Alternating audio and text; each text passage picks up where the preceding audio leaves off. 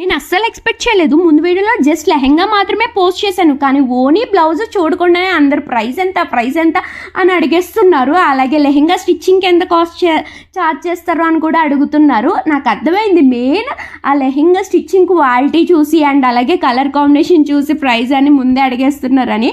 And అలాగే ఈ ఓనీకి వచ్చిన స్టిచ్చింగ్ క్వాలిటీ కూడా మీరు చూడొచ్చు. ఆ బ్రౌన్ ఫ్యాబ్రిక్తో స్కాలప్ పెట్టిస్తే బాగా వచ్చిందో ఫినిషింగ్.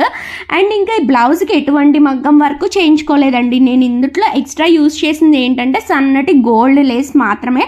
మిగతా అంతా కూడా ఫ్యాబ్రిక్, నేను ఇది అయితే patola fabric dark chocolate brown, నాకు ఇలా కలర్ కాంబినేషన్స్ కావాలని డిజైన్ చేసుకుని సూరత్ ఫ్యాక్టరీలో డిజిటల్ ప్రింట్ చేయించుకుని తెప్పించుకున్న ఫ్యాబ్రిక్.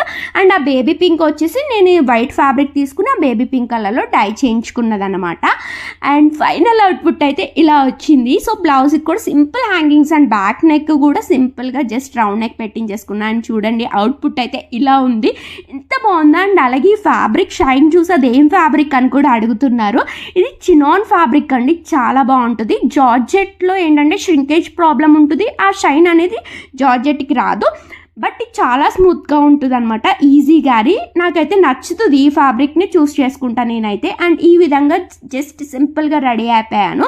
అండ్ మరి మీకు ఎలా అనిపించింది ఈ అవుట్పుట్? అండ్ అలాగే మీరు డ్రెస్సెస్ కస్టమైజ్ చేస్తారా, షాపింగ్ అని తీసుకుంటున్నారు, ఇటువంటి మెసేజెస్ కూడా వచ్చాయి. సో నేను మీరు పెట్టిన మోడల్ ఎటువంటి డ్రెస్సెస్ అయినా కస్టమైజ్ చేయించి పంపిస్తాను. అండ్ అలాగే షాపింగ్ కూడా నా దగ్గర అవైలబుల్గా ఉంటుందండి.